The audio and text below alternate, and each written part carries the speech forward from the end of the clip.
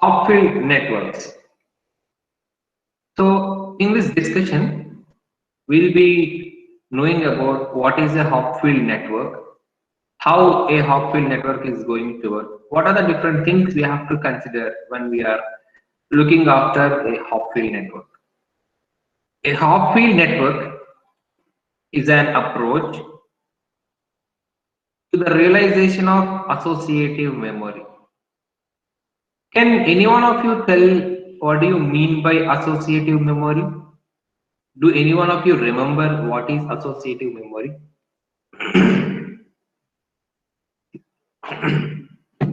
Can any one of you tell what is associative memory? ఎప్పుడైనా విన్నారా ఈ పదం ఎక్కడ విన్నారు? When did you come across this word of associative memory? చెప్తారా ఎవరైనా? Key pair value. Key value pair. ఏదైనా Key value pair. key value pair. అంటే actually associative memory is nothing but it is a content addressable memory. See, generally when we are searching for a particular name in our mobile, okay, so we are searching with the help of a name only, that is, let us say some Kumar, so I'm going to type KUM, okay, so here I'm going to search the memory with the help of content, not with the help of address, isn't it? I'm not going to identify a particular value in a particular place not with address, but I am searching with the help of a content. So associative memory is called content addressable memory. Okay. So this you will most frequently you will be encountering this term in your CO subject, computer organization, right? So okay. So more formally, we'll see what is actually an associative memory. Let us now come to the discussion of the human memory. The human being's memory will work in associative manner, or sometimes it can be called as content addressable manner. Okay. So actually in our brain, there will be no particular location for remembering memory or for remembering the memory of a particular individual. Let us say if I wanted to remember some person in the class, I will not allocate a block of memory in my mind, right? And if I wanted to remember some other person, or that person, I will not remember. I will not allocate another block. Okay. So what we think computer actually stores the memory in the form of addresses. I mean, in the addresses in these blocks, we used to have the contents in this one. But our brain does not follow this kind of addressing. I mean, this kind of memory. Actually, our brain follows associative or content addressable way. That is, we do not have a particular location in our brain for a particular individual. That is for individual one, block one, for individual two, block two, for individual three, block three. It is not that case. Okay. So our brain actually maintains or our brain remembers about a particular person or a particular individual basing upon this associative memory only. Okay. So how it is going to identify a particular person? So if you see here, let us say there is one person which you have talked to before 10 days. Okay. And when again that particular person meets you, he'll introduce himself or herself with you. Let us say this girl is introducing herself to this particular boy. But of course, this boy is unable to remember this girl because he met maybe 10 days or 20 days or 1 month back. Now, what this girl will say? Can anyone tell me what this girl will say? What this girl will say? Yeah, I'm so and so. Okay, we met in so and so convocation, right? So I presented a paper there. Okay, then what this boy will say? Okay, okay, exactly. I remember you now. So this girl is giving some partial information about her identity. So now the brain, the human brain is going to get that partial information and it is trying to reconstruct the complete information about this particular girl, right? So this is how actually our human brain works. Okay. So if you see the memory of a particular individual is retrieved by a string of associations. Okay, we have some association. These two guys have some association with each other. This girl will tell the first clue, the first association.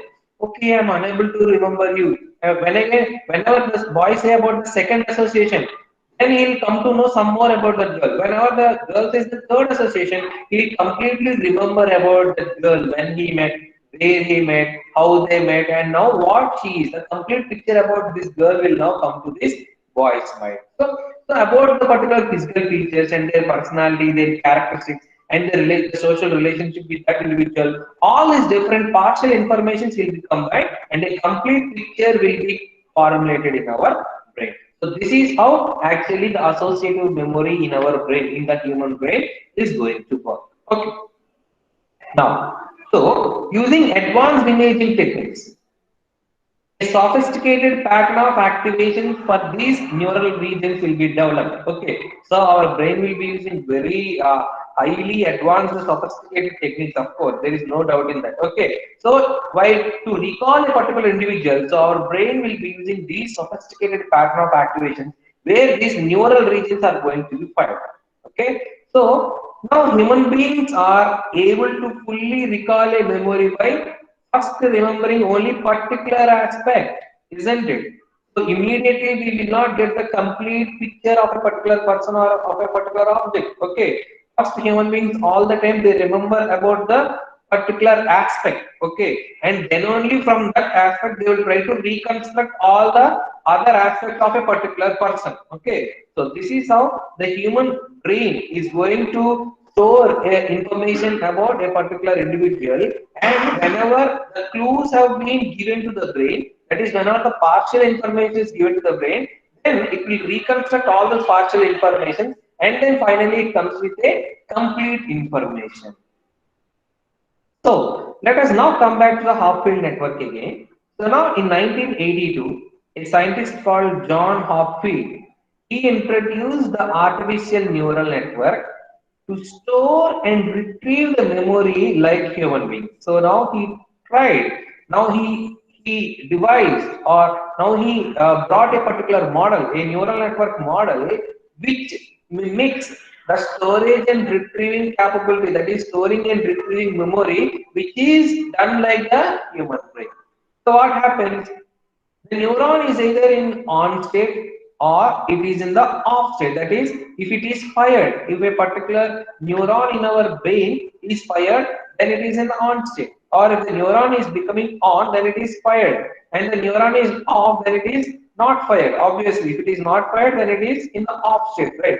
So this is how, this is the basis for the half-field neural network. Okay.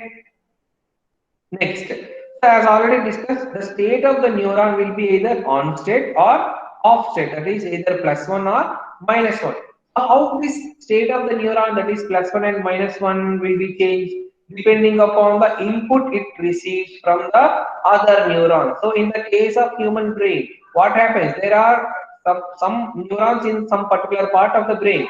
These neurons activate, and then these neurons help other neurons to get activated. Okay, so then this will be fired. So this will be +1, and this will also be +1. Okay, and at some other state again it will become -1. Okay, if they cannot remember, then it will be obviously -1.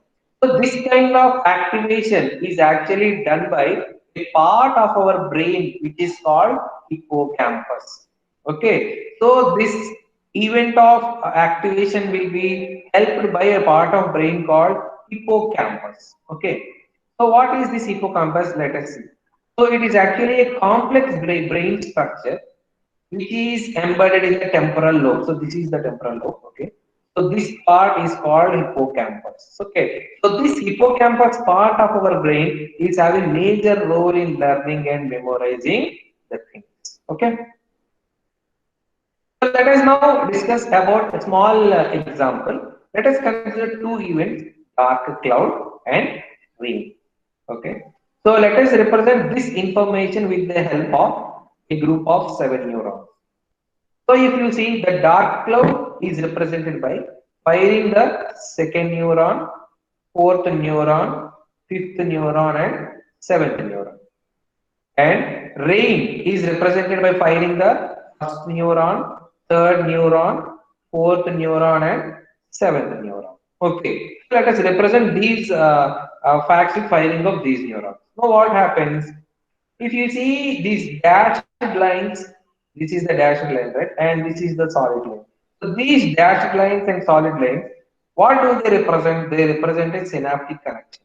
So in our introduction to neural networks classes itself, we looked after a particular neuron, right?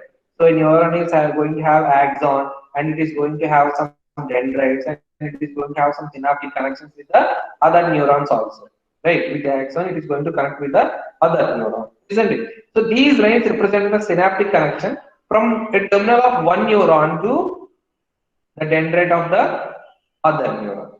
Okay, so now you see, when will be the synaptic modification occurs? If you remember the Hebbian learning, so in our first unit we have discussed about different types of learning, right? Error correction learning, memory based learning, Hebbian learning, and so on. So if you remember the Hebbian learning, how will be the synaptic modification occur? It occurs between only two firing neurons. Okay, that is, these learning synaptic connections are given by the solid lines. If you see, these are the fired neurons. So these are the learning synaptic connections, and this one also, this one, and again this one, and again this one. Sorry, this one. Okay, so the synaptic modifications occur only between two firing neurons. So only when the neurons are firing, then only the modification of the synapses will obviously occur, right? So when a dark cloud and the rain happens together, then the two sets of the neurons, that is the first set of the neuron is 2, 4, 5, 7, and the second set of the neuron is 1, 3, 4, 7. So when these two events happen together, okay, so when these two events happen together, then these two sets of the neurons fire and the learning synapses are strengthened, obviously. Okay, so in this way, half-wave network is initially trained to store a number of patterns or memories. And do remember, we are not going to give full patterns or full memories. Okay, so we are going to give partial patterns. Okay, so from among the partial patterns, it is going to produce the complete pattern. I mean, initially we are going to give a complete pattern, and later, after when we give a partial pattern, let us say that this is one grid. Okay, so here this is we have some pixels in this image. Okay, let us assume that we have some pixels here. Okay, so in order to represent the t in this one, okay, what should I do? I have to fill out this one. Okay, all these pixels, and I have to fill out all these pixels, right? So this is my character or alphabet t. Okay, so I have trained it. Okay, now later I have given this the half-wheel network only the partial information about this. That is, I have given up to this. I left one pixel in between, and then I kept here, and I kept one pixel here, and then I kept some other pixels here, and I kept some other pixels here. Okay, so after series of updates and after series of training, now this network comes to know that this character is T. Okay, his character is T. Now it comes to know because of these partial representations. So using these partial representations, it will come to know to a conclusion that this is an alphabet T. So like that, it is initially trained. This is the half-wheel network is initially trained to store number of patterns and memories. And later now we are going to test this network by giving only the partial representation, but this network, half-wheel network, is able to get the complete representation of the image. Okay, so this is how actually the half-wheel network is going to be working. Okay, now, so if you see, when we are going to give the number of patterns and memories, then the half-wheel network is able to recognize any of the learned patterns by exposure to only partial information or even some corrupted information. If we give either partial information or corrupted information about that pattern, then the half-wheel network is also able to recognize that. Okay, so what happens actually? Eventually, it is going to settle down and it returns the closest pattern or it gives the best guess. Okay, in this previous example, so it gives the closest pattern. The best guess is the obviously the alphabet T. So when we are training the network with a number of patterns and memories, obviously, and later when we are going to give only the partial information about that particular image or particular character, then it is going to give us the best closest pattern or the best Yes. Okay. So isn't it? So it is similarly like a human brain, right? So initially we have information about a particular person. We met a particular person 20 days back or some 1 month back. So we completely have the information about that particular person because then we got introduced to that particular person. We came to know about the different features of that particular person. But after 20 days or 30 days, we started forgetting about that particular person. Now, what actually happens? Again, the particular person gives us the partial information, incomplete information. Now, our brain again tries to reconstruct all these incorrect, I mean, not incorrect, it's some incomplete information, and it tries to give us the complete information about that particular individual.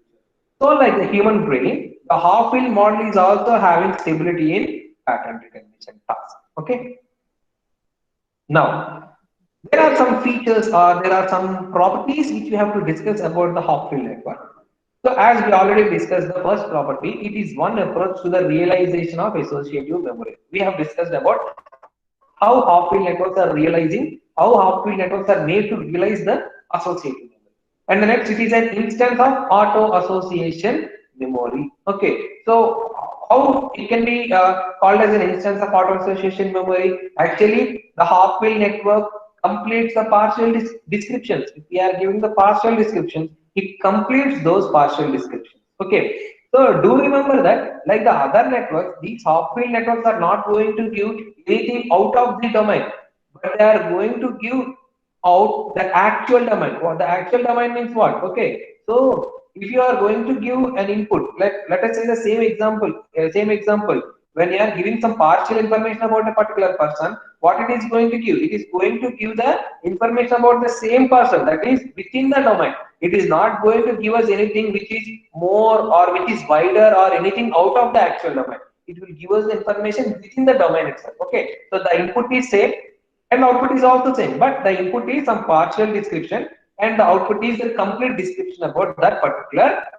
thing. Okay, the next property. Now, Hopfield networks are also considered as recurrent neural networks. Okay, so what is a recurrent neural network? If you remember, they are going to work in time sequences or temporal sequences, that is time steps. So RNNs are going to work in time step T1, time step T2, and each and every time step we are going to give some input sequences, right? But here in the Hopfield network, even though we are not giving the temporal sequences, the Hopfield network is still considered as a recurrent neural network. Why? Because it is having some states and it is having some cycles in the network. So due to the existence of states and cycles in the network, the Hopfield network is considered as a recurrent neural network. Okay. The next property. Now, Hopfield network is a single layered neural network and it is a recurrent network. Okay, here we do not have more than one layer, we will be having only a single layer and the neurons are fully connected. That is, every neuron is connected to every other neuron. In Hopfield network, if you take neurons, every neuron is connected to every other neuron. This is the main important property we have to remember about Hopfield network. Okay, next. So let us consider about two neurons. Let us say there is a neuron I and a neuron J, and they are connected with weight some Wij. Okay, so it refers the weight between the neuron J and I. So the weights between these neurons I and J are symmetric. That is, Wij is equal to Wji. That is, weight from I to J is equal to weight from J to I, and the same network, that is the same neuron, is not connected to itself. That is the reason Wii is 0. Okay, we told that in Hopfield network, every neuron is connected to every other neuron, but a neuron is not connected to itself. So that is the reason we represent it with Wii is 0 and the weights are symmetric. Wij is equal to Wji. Okay, next. So if you see here we have three neurons, that is neuron 1, neuron 2 and neuron 3 with the xi values either +1 or -1 and they are having some connectivity Wij. Okay, so any update is going to have an input xi and it is going to produce an output yi. If you see, this is the output yi and it is again given to these inputs. Okay, so this W11, this weight 11 is 0. And we have W21 and W31. And again, W12 is having some weight, W22 is 0 and W23. And again, W13, W23 and W33 is 0. So here, this is how we are going to get the inputs, the partial descriptions, and we are going to get the outputs. And then a Hopfield network is one layer neural network in the sense that all units are input output units. Okay. So generally in our deep neural networks, what we used to discuss, we used to have hidden layers, but in Hopfield network, we do not have hidden layers. We do not have hidden units. That is, there is no distinction between the input unit and the output unit. All units are input output units. So if you see here, this we are going to get the input to this neuron and it is giving the output. And again, this output is again sent, we are sending back to the again the same neuron, isn't it? So this is how all neurons are input output units and there are no hidden units. Okay. So what we'll do, we'll input the values, we'll calculate the new values and these new values become the output. See here, we input these values, right? We calculate the new values and these becomes the output. Again, we input the values, we calculate the new values and these again become the output. Okay. Next, as already discussed, the Hopfield network is a fully connected neural network with the symmetric weight. That is Wij is equal to Wji. Okay. All neurons are connected to each other and the weights are symmetric, which means A to B and B to A weights are the same. But we have represented it more formally here. That is Wii is equal to 0 for all I. That is no unit has a connection with itself. And Wij equal to Wji for all I and j. And these connections are symmetric. Next. Now this Hopfield network is, these units in the Hopfield network are model basically which are inspired by Macaulay and Fitz neuron model. Okay, isn't it? All the time we'll be having the outputs -1 and +1. The Macaulay-Fitz neuron model also will be having the same things, right? So these are inspired by the Macaulay-Fitz neuron model. Okay. Next, the Hopfield network can have its states updated in synchronous as well as asynchronous mode. Now, the states of these units in the Hopfield network can be updated in two ways. The first one is synchronous way, and the second one is asynchronous way. Synchronously means all the units are updated at the same time. Asynchronous means they are updated in some sequence. They are not updated in the same time. They are updated in the some sequence. Okay, not same sequence. They are updated in some order, in some sequence. Okay. Next. Again, the Hopfield network has a weight updating mechanism based upon Hebbian learning. Okay, so actually this Hopfield network makes use of the Hebbian learning. So if you do not remember about Hebbian learning, please refer to the previous lectures of Hebbian learning. So our Hopfield network has the weight updating mechanism which is based upon Hebbian learning. Next, the most important concept is that we have some concept, something called energy concept. This energy concept ensures convergence towards a stationary state. Okay, this point will be more clear when you move further to our discussion. Okay, don't worry if you do not understand this point. But for now, just remember that the Hopfield network is going to have an energy concept, and this concept ensures the convergence towards a stationary state. That is, the network moves towards a stationary state, basing upon a concept called energy concept. Okay, and then the model, the Hopfield network enables fixed point stable attractors. I'll also say what is fixed point stable attractors also. Okay, so when we are searching for a particular state, which is a stationary state, here we use the value of energy variable. Okay, now we use a concept called energy variable to search for a state which is stationary, that is a stable state. Okay, so I'll tell you how we are going to attain a stable state by using the concept of energy variable within a short period. Okay, now. So if you observe here, we came to know about some term called fixed point stable attractors, right? So if you see here, actually the fixed points in our Hopfield model represent the encoded memories, the memories which are encoded, right? So we discussed about the Hopfield networks that these models are used to explain the concepts of associative memory, classification, and pattern completion, right? So mainly these Hopfield networks are mainly used to explain the concepts of associative memory, classification, and pattern completion. Okay. Now these Hopfield networks, they use an underlying concept of energy function, okay, which allows the network to approach to a stationary state. So the thing we have to consider is there are different classes of attractor networks. So one class of point attractor network is initialized with an input n. After some time, if the input is removed, then the network moves towards a stable state. That is one class of point attractor network. So here we initialize this network with an input, and then the input is removed. Finally, the network moves to a stable state. And in another class of attractor network, the features are having the predefined weights. Okay, and these have different types of inputs. So here in the first we are initializing with an input, and then the inputs are removed and the network moves to a stable state.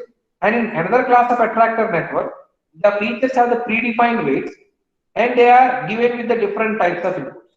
Okay, so if this stable state is different during and after the input, then this network or this model will be an associative memory.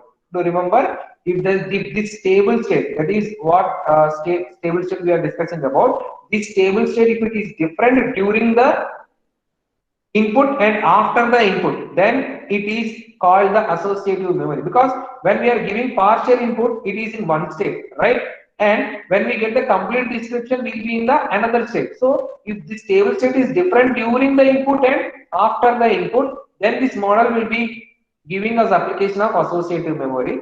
But if the states during and the after input are not different, that is if they do not differ, then the network can be used for pattern completion. Because for pattern completion, the state should not differ.